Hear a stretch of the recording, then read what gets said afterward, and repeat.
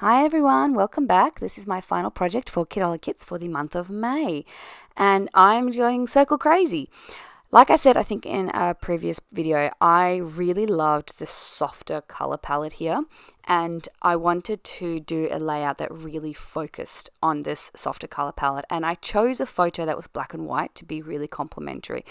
And I wanted to go for that rustic look, which is not something I often say because generally going for like more rustic is not really my vibe, but I figured like embrace it, lean into it, struggle with that acetate piece, and then like I said, embrace the rustic look, embrace the texture that I get from that Hessian. Is it Hessian or is it twine? I don't know. Down the track, you'll see what I mean.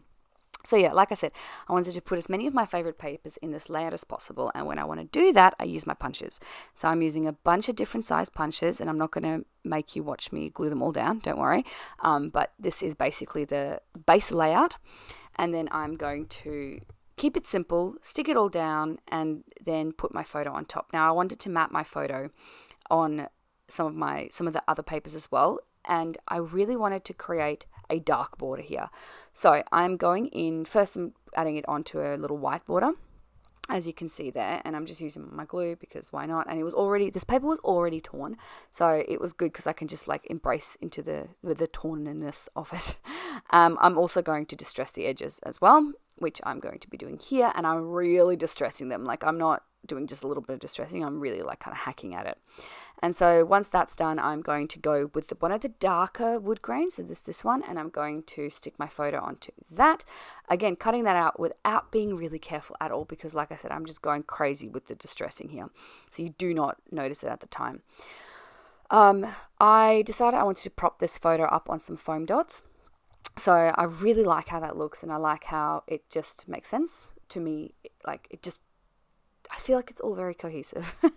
So I'm putting all these little foam dots down, and then I'm going to take them off. Again, not making you watch me do that in its entirety.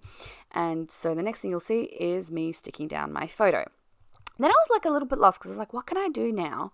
I pull in a sticker sheet and I do add a little sticker circle there, but I do end up removing that because really, this photo is from 10 years ago when Justin and I, actually it's from 11 years ago because it was our engagement photos, but we recently celebrated our 10-year wedding anniversary, and so I kind of wanted to do a layout commemorating that. So yes, that's why I chose this photo, and I do call it 10 years, as in 10 years married, even though this photo was taken 11 years ago, which I only just realized. Whoopsie me.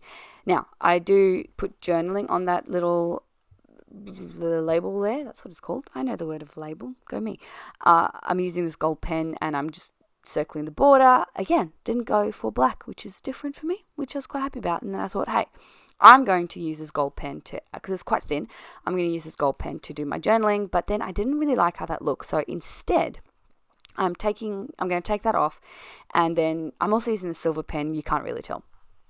But yeah, I'm going to take off that little circle label, and I'm going to put my journaling just very, very briefly on the side of the photo on either side of the photo. So I'm putting in the title there. You can't really see it, but yeah, it's visible enough. And then what I do right at the end here is I kind of like take that gold pen and I outline my entire cluster. And oh boy, did I not like that. But I'm very glad it's very faint, so you can't really tell because, like I said, this pen is incredibly thin. So you don't really notice it, but I do not like it at all.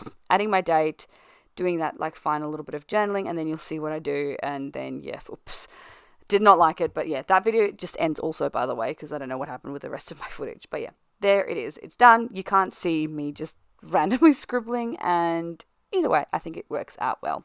Thank you for joining me. I will see you all again next month for some more projects. Bye.